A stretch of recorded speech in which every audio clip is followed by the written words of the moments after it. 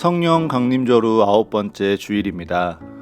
오늘의 말씀은 질문 하나로 시작해 보려고 합니다.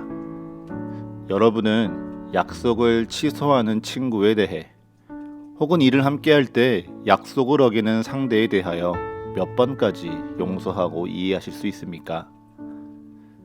요즘 유튜브에는 투표를 하는 기능들이 있는데요. 거기에 어제 손절하고 싶은 친구 유형이라는 설문이 떴습니다. 그 종류로는 첫 번째는 핸드폰 판매업을 하는 친구, 두 번째는 자칭 재무 설계를 한다며 보험 영업을 하는 친구, 세 번째는 하루 종일 게임을 하는 친구, 네 번째는 경제관념이 없어서 돈이 생기면 바로 다 쓰는 친구였습니다. 그리고 마지막 다섯 번째로는 약속을 안 지키고 거짓말을 하는 친구였는데요. 여러분은 누구를 고르시겠습니까? 어제 제가 봤을 때만 해도 총 3만 명이 투표에 참여했는데요. 그 중에 마지막 약속을 안 지키고 거짓말하는 친구를 손절하겠다는 사람들이 투표 인원의 83%가 되더라고요. 우리 그런 경험들 한 번씩 있지 않으신가요? 만나기로 한 약속 전날 친구가 갑작스레 아무런 이유나 상황에 대한 설명도 없이 약속을 취소하거나 미루고자 하는 경우 말입니다. 또 회사나 교회에서 중요한 일을 진행해야 되는데 약속을 어기는 상대를 마주해야 하는 경우가 있죠. 그 친구나 상대에 대한 여러분의 감정은 어떠하셨을까요? 이 친구를 어디까지 믿어줘야 할까? 언제까지 기다려줘야 할지 고민이 되진 않으셨나요? 이 사람과는 절대 같이 일을 하지 않으리라 다짐하지는 않으셨나요? 성경에서는 분명 내 형제의 죄에 대하여 7번만이 아니라 7번을 70번까지라도 용서하고 또 용서하라고 하는데 우리는 이 용서를 받아들이는 게 참 어렵기만 한 것 같습니다. 하물며 약속의 대상이 하나님일 때는 어떻습니까? 분명 하나님이 내게 약속하신 일이라고 생각했습니다. 하나님이 나에게 말씀하셔서 이 일을 시작했고 또 나를 인도하셔서 이곳까지 왔다고 여겼죠. 그런데 그 일을 진행하는 중에 갑작스럽게 벽을 마주하고 어려움을 겪습니다. 심지어 일이나 관계 안에서 실패를 맛보고 상처를 입는 때도 있죠. 그럼 고민에 빠지죠. 분명 모든 것을 아시고 무엇이든 할 수 있는 하나님이신데 왜 내게 이런 일이 일어나지? 분명 하나님이 내게 맡기신 일이라고 여겼는데 왜 나는 실패하고 좌절해야 하지? 그리고는 시험에 들기도 합니다. 나는 이제 앞으로 하나님 앞에서 어떻게 해야 할까? 어떻게 기도해야 할까 말이죠. 오늘 구약의 말씀 속 아브라함도 아마 그러했을 것입니다. 창세기 15장 1절에서는요. 여호와의 말씀이 환상 중에 나타나 아브라함에게 이르십니다. 그런데 하나님이 나타나셔서 아브라함에게 말씀하신 일이 이번이 처음은 아닙니다. 창세기 12장도 아브라함을 향한 하나님의 말씀으로 시작되지요. 창세기 12장 1절과 2절입니다. 여호와께서 아브라함에게 이르시되 너는 너의 고향과 친척과 아버지의 집을 떠나 내가 내게 보여줄 땅으로 가라. 내가 너로 큰 민족을 이루고 내게 복을 주어 내 이름을 창대하게 하리니 너는 복이 될지라. 아멘. 하나님은 아브라함에게 내가 생각하는 안정과 내가 기대하는 그 모든 보장에서 벗어나 하나님을 따라 내가 내게 보여줄 땅으로 가라고 명하십니다. 그리고는 하나님이 약속하시죠. 하나님께서 아브라함을 통하여 큰 민족을 이루고 아브라함에게 복을 주어 그 이름을 창대하게 하여 살아가는 그곳과 또 살아가는 이들에게 복이 되게 하겠다고 말입니다. 그렇게 약속하신 하나님을 믿고 아브라함은 순종하여 길을 떠나 알지 못하는 가나안 땅으로 나아갔습니다. 물론 잠시 기근을 피해 애굽으로 떠난 적이 있지만 아브라함은 곧 가나안 땅으로 돌아와 자신에게 이루어 주실 하나님의 약속을 기다리며 살아왔습니다. 그러다가 많아진 가축으로 인해 조카 롯과 함께 동거하기에 넉넉하지 못하게 되자 롯이 여호와의 동산과도 같은 소돔과 고모라로 떠난 후 아브람에게는 다시 한번 여호와께서 찾아와 말씀하십니다. 창세기 13장 14절부터 16절입니다. 롯이 아브라함을 떠난 후에 여호와께서 아브람에게 이르시되 너는 눈을 들어 너 있는 곳에서 북쪽과 남쪽 그리고 동쪽과 서쪽을 바라보라. 보이는 땅을 내가 너와 내 자손에게 주리니 영원히 이르리라. 내가 내 자손이 땅의 티끌 같게 하리니 사람이 땅의 티끌을 능히 셀 수 있을진데 내 자손도 세리라. 아멘.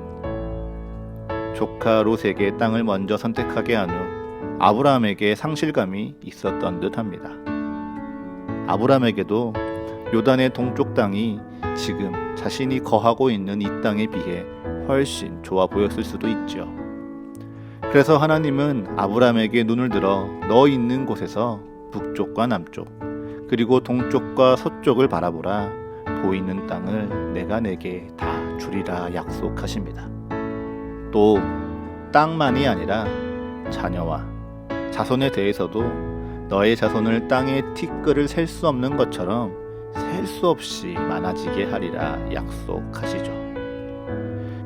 그리고 나서 오늘 창세기 15장에서 하나님이 아브라함에게 세 번째로 약속을 하시는데요. 그 약속의 내용이 어떠합니까? 창세기 15장 1절입니다. 이후에 여호와의 말씀이 환상 중에 아브라함에게 임하여 이르시되 아브라함아 두려워하지 말라. 나는 내 방패요 너의 지극히 큰 상급이니라. 아멘. 하나님께서는 아브라함에게 나는 내 방패요 너의 큰 상급이라 말씀하시죠. 갑작스럽게 이 축복의 말씀이 왜 나온 것일까요? 창세기 14장에서는 요단 동쪽편에서 세상의 큰 나라들 간의 전쟁이 시작되었습니다. 그래서 소돔에 거주하던 롯은 그들에게 사로잡히고 모든 재물을 빼앗기죠. 이 소식을 들은 아브람은 집에서 훈련된 자 318명을 거느리고 쫓아가서 모든 이들을 구해옵니다. 그리고는 소돔 왕이 물품은 내가 갖되 사람은 내게 돌려보내라고 하자 아브람이 그에게 대답하지요. 천지의 주제이시오 지극히 높으신 하나님 여호와께 내가 손을 들어 맹세하노니 내 말이 내가 아브라함으로 치부하게 하였다 할까 하여 내게 속한 것은 실 한 오락이나 들매끈 한 가닥도 내가 가지지 아니하리라. 즉 아브라함이 부자가 된 것이 다 내 덕이야라고 말할 소돔 왕의 자만을 거부하며 아브라함은 실 한 오락이 신발끈 하나도 소돔 왕의 것이라면 가지지 않겠다라고 선언합니다. 그래서 하나님께서는 아브라함에게 내가 너의 삶의 방패요 내 믿음의 커다란 상급이라 말씀하시는 것입니다. 그런데요, 이 하나님의 말씀에 대한 아브라함의 반응이 조금 이상합니다. 꼭 아브라함이 하나님께 투정이나 불평을 하고 있는 듯 보이거든요. 사실 아브라함은 하나님의 말씀에 순종하여 가나안 땅으로 왔지만 그에게 약속하신 하나님의 약속은 그가 지금껏 누리지 못하였습니다. 분명 하나님께서 눈을 들어 보이는 땅을 영원히 주리라 약속하셨지만 여전히 자기의 땅이 없기에 그는 끊임없이 이사를 다녀야 했습니다. 또 자녀를 땅의 티끌처럼 많게 하리라 약속하셨지만 지금도 여전히 그에겐 자녀가 없습니다. 그렇기에 아브라함은 하나님께 토로하는 것이죠. 어차피 주님께서는 저희에게 땅도 자녀도 주시지 않았잖아요. 나와 아내는 늙어가고 심지어 아내 사례는 이제 잉태할 수 있는 힘마저 잃어가고 있습니다. 그러니 주님, 체념하겠습니다. 내게서는 자손을 기대할 수 없으니 내 몸에서 태어나는 이가 아니라 나의 집에서 태어나고 자란 이 다메섹 사람 엘리에셀이 나의 상속자입니다. 그럼에도 불구하고 하나님께서는 다시 약속하십니다. 창세기 15장 4절과 5절입니다. 여호와의 말씀이 그에게 임하여 이르시되 그 사람이 내 상속자가 아니니라. 내 몸에서 날 자가 내 상속자가 되리라 하시고 그를 이끌고 밖으로 나가 이르시되 하늘을 우러러 무뼈를 셀 수 있나 보라. 또 그에게 이르시되 내 자손이 이와 같으리라. 아멘. 하나님께서는 이 집에서 나는 자가 아니라 내 몸, 즉 아브라함의 몸에서 날 자가 반드시 내 상속자라고 다시 한번 확인하십니다. 심지어 너의 자손이 이 땅의 티끌처럼 하늘의 무별처럼 셀 수 없이 많게 되리라고 다시 한번 약속하시죠. 그리고 이를 아브라함이 믿으니 여호와께서 이 믿음을 그의 의로 여기셨다고 창세기 15장 6절은 기록하고 있습니다. 이후 우리가 알듯이 아브라함은 그 믿음대로 그의 나이 100세에 아들 이삭을 맞이합니다. 히브리서 11장의 기록과 같이 그의 아내 사라는 나이가 많아 임신할 수 없었음에도 믿음으로 말미암아 생명을 잉태할 수 있는 힘을 얻었고 하나님이 약속하신 생명의 아들 이삭을 기쁨 가운데 맞이하죠. 그래서 그 믿음에 대하여 히브리서 11장 1절과 2절은 이렇게 기록합니다. 믿음은 바라는 것들의 실상이요 보이지 않는 것들의 증거니 선진들이 이로써 증거를 얻었느니라. 아멘. 믿음은요, 바라는 것, 즉 하나님이 아브라함에게 주신 약속의 실상이며 보이지 않는 것들, 즉 하나님이 예비하신 축복의 증거입니다. 그 약속을 믿음으로 아브라함은 부르심을 받을 때 순종하였습니다. 그 약속을 믿음으로 장래의 유업으로 받을 땅이 어디인지 그리고 그곳이 어떠한지 알지 못하였지만 아브라함은 나아갔습니다. 그 약속을 믿음으로 사라의 나이가 많아 단산하였음에도 잉태할 수 있는 힘을 얻어 믿음의 자손 이삭을 얻었지요.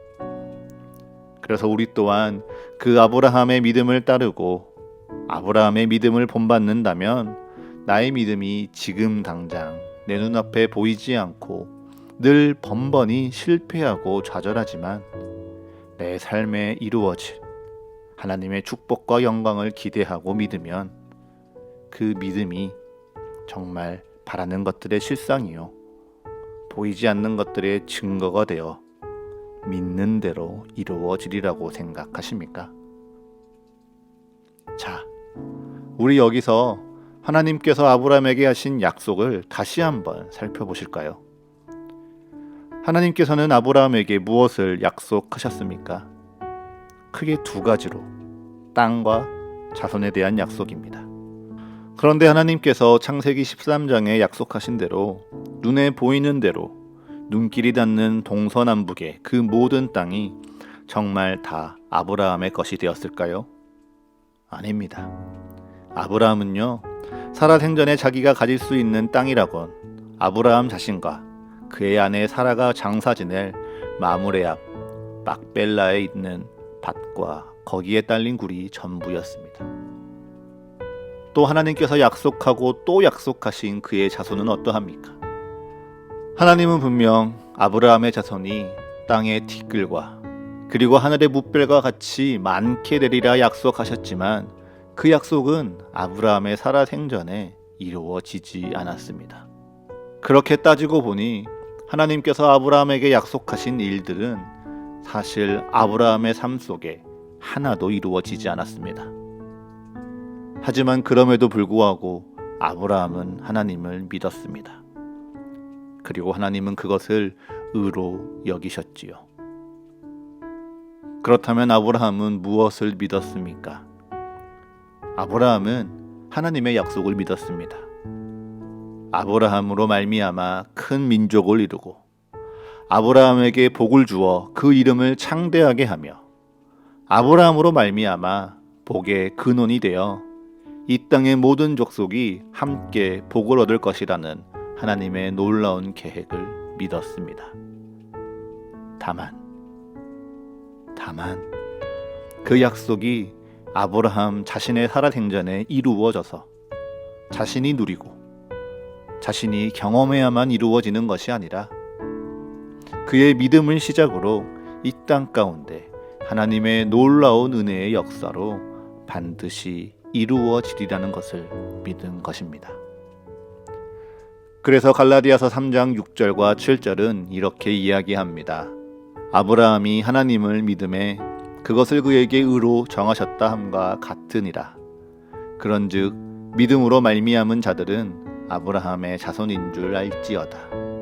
그리고 이어지는 9절에서는 그러므로 믿음으로 말미암은 자는 믿음이 있는 아브라함과 함께 복을 받느니라 말씀하십니다.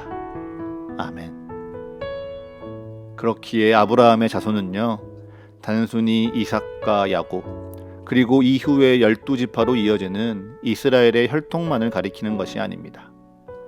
아브라함의 자손은 다윗의 아들이신 예수를 하나님의 아들이요 우리의 구원자라 고백하며 그의 부활과 다시 오심을 믿는 우리가 곧 믿음으로 말미암은 아브라함의 자손인 것이며, 바로 이 믿음의 자손들이 바로 이 땅 가운데 땅의 티끌과 같이 그리고 하늘의 뭇별과 같이 허다하게 많은 것입니다.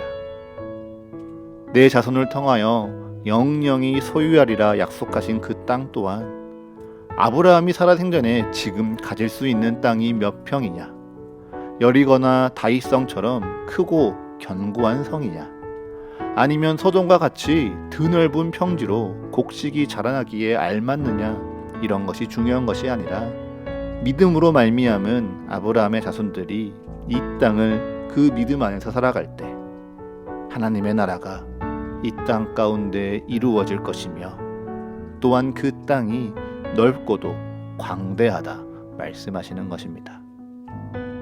그렇게 아브라함은 우리가 생각했던 것처럼 약속의 땅 가나안에서 정착하고 그곳에서 복을 누리며 사는 것이 그의 삶의 목표가 아니라 하나님의 나라를 꿈꾸며 살아왔기에 히브리서 11장 9절의 말씀과 같이 가나안 땅에 살았으나 이방의 땅에 있는 것과 거류민으로 또한 나그네로 살아온 것이고요.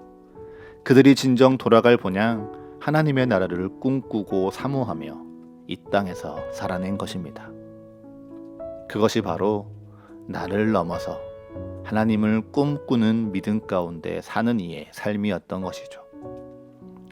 그리고 수많은 믿음의 조상들이 바로 나를 넘어서 하나님을 꿈꾸는 믿음 가운데 증거를 얻어 하나님 나라를 보았고 또한 하나님의 나라를 살아냈습니다. 그런데 그 믿음을 하나님이 아닌 나의 인생의 국한에서 바라본다면 어떻게 될까요? 지난주 우리가 나눈 전도자의 마지막 고백과 같이 헛되고 헛되며 헛되고 헛되니 모든 것이 헛되도다 단식하고 후회하겠죠. 살아가면서는요, 내겐 하나님이 약속하신 축복이 있기에 지금은 힘들고 괴로울지라도 언젠가 반드시 축복이 내게 와서 인생을 역전시키리라 생각하는 것이 믿음이라고 착각합니다. 아무리 어려워도 언젠가 다른 사람들이 부러워하고 선망하는 복을 받을 것이라 기대하며 그저 오늘을 견디고 버텨내는 것이 굳은 믿음이라고 오해합니다. 그래서 나를 넘어 하나님을 꿈꾸는 믿음 가운데 오늘을 살아가는 우리에게 다음과 같은 훈련이 필요하다고 누가복음 12장 32절부터 34절을 통해 말씀하십니다. 적은 무리여 무서워 말라. 너희 아버지께서 그 나라를 너희에게 주시기를 기뻐하시느니라. 너희 소유를 팔아 구제하여 낡아지지 아니하는 배낭을 만들라. 곧 하늘에 둔 바 다함이 없는 보물이니 거기는 도둑도 가까이 하는 일이 없고 좀도 먹는 일이 없느니라. 너희 보물이 있는 곳에는 너희 마음도 있으리라. 아멘. 예수님께서는 나를 넘어 하나님을 꿈꾸는 믿음 가운데 살아가길 원한다면 우리에게 너희의 소유를 팔아 구제하여 낡아지지 아니하는 배낭을 만들라 말씀하십니다. 사실 이 땅 가운데에서 소유한다는 것은 내가 갖는 것이고 그 소유의 목적도 나 혹은 내가 지켜야 하는 나의 관계를 위한 것입니다. 하지만 예수님께서는요, 그 소유의 목적을 나를 채우고 나의 일을 위해 준비하는 것이 아니라 하나님의 나라를 채우고 하나님의 일을 위해 사용하며 믿음이 이 땅에서 살아가는 나를 축복하시리라는 기대에서 이 땅에서 하나님께서 그의 일을 반드시 이루시리라는 확신으로 확장하라고 말씀하십니다. 그래서 이 말씀을 통하여 우리가 다짐해야 하는 것은요, 단순히 소유에 대한 시험받는 마음을 돌보는 것에 그치는 것이 아니라 우리가 가지고 우리가 누리는 삶의 목적과 방향을 나에게서 하나님에게로 돌리는 믿음인 것입니다. 즉, 우리가 우리의 삶을 나에게서 하나님에게로 확장시키고 나와 내 소유의 목적을 나에게서 하나님에게로 향하며 이 땅 가운데 하나님의 사명에 동참할 때 우리는 낡아지지 아니하는 배낭을 만들어 절대 잃어버리지 않을 보물을 하나님 나라에 쌓아두게 되며 주님이 주신 믿음 위에 견고하게 살아가게 되는 것입니다. 그러할 때 빌립보서에서 기록된 바울의 고백과 같이 우리는 비천에 처할 수도 있고 풍부에 처할 수도 있습니다. 그로 말미암아 정말 우리가 무엇을 먹을 수 있을까? 과연 마실 수 있을까? 무엇을 입을 수나 있을지 염려할지도 모르겠습니다. 하지만 내 인생에 대한 그 두려움을 이기고 하나님께 나아가는 것이 진짜 믿음입니다. 보이지 아니하는 하나님 나라의 보물을 바라보며 오늘 내게 보이신 하나님의 뜻을 포기하지 않는 것이 진짜 믿음입니다. 비록 지금은 그리 아니하실지라도 지금 이 땅의 삶이 나의 뜻과 나의 기대와 다를지라도 그 실패와 좌절 속에서 포기하지 않고 흔들리지 않는 우리의 찬양과 순종으로 말미암아 하나님이 일하시는 것을 확신하는 것, 그것이 바로 진짜 믿음입니다. 이러한 말씀이 요즘처럼 모두가 힘들 수밖에 없을 땐 더 어렵게 들려질지 모르겠습니다. 유튜브에서 우연히 14년 전에 올라온 뮤지컬의 동영상을 보게 됐는데요. 그때도 부동산 대책 때문에 너무 힘들다라는 풍자의 노래를 부르더라고요. 그런데 지금은요, 그때에 비해 더 힘든 것 같아요. 분명 세계의 유가는 떨어지는데 우리 기름값은 안 움직이고요. 물가를 잡겠다고 금리를 올리지만 물가는 여전하고 우리의 이자는 늘어납니다. 예전에는 취업하는 사람과 취업을 준비하는 사람으로 나눌 수 있었지만 지금은 일하는 형태도 너무 다양하고 그에 따라 경제적인 상황도 다 제각각입니다. 그런 세상을 살아가는 이들에게 나를 넘어 하나님을 꿈꾸는 믿음 가운데 살아가기를 소망하며 나의 소유를 팔아 구제하여 너희의 믿음을 훈련하라는 이 말씀이 부담이 되는 것이 사실입니다. 나도 여유롭지 않은데 어떻게 내 재물을 나눕니까? 나도 내 집을 마련하지 못하고 나도 내 한 끼를 걱정하고 있는데 다른 일을 내가 어떻게 돕습니까? 그런데 여러분 기억하십시오. 여러분에게 믿음은 얼마의 소유를 팔고 얼마의 소유를 나눌 수 있느냐가 아니라 세상이 말하는 나의 것을 넘어서서 내가 아닌 하나님의 뜻에 순종할 수 있느냐가 바로 믿음입니다. 그것이 바로 나를 넘어서서 하나님을 꿈꾸는 자가 믿음 가운데 보이는 순종입니다. 나의 것을 구별하라 할 때 각자의 기준과 사정이 다 다르잖아요. 그런데 한 가지 우리에겐 공통된 마음이 있습니다. 만약 포기하려 할 때, 주님께 드리려 할 때 아깝다, 이것까지? 라는 마음이 든다면 그것을 주님께 기꺼이 드려 보십시오. 여러분의 재정도 좋고 시간도 좋고 재능도 좋습니다. 나의 것이 주님이 주신 것임을 고백하고 내가 먹고 내가 입고 내가 누리고 싶은 마음을 하나씩 십자가에 못 박고 주님께 드리며 나의 포기와 죽음 가운데 일하시고 역사하시는 하나님을 바라보십시오. 그러한 여러분을 통하여 하나님께서 역사하실 것을 믿으십니까? 그렇다면 나의 생각을 넘어 하나님의 위대한 꿈을 함께 꾸는 믿음을 가지시기를 축복합니다. 나의 소망이 내가 이루려고 애쓰는 것을 넘어서 하나님께서 함께 일하고 계심을 기억하십시오. 나의 삶이 나에게만 의미 있는 것이 아니라 하나님과 나와 함께하는 주의 사랑하는 백성들에게도 하나님의 선한 뜻으로 전해지고 보여진다는 것을 명심하십시오.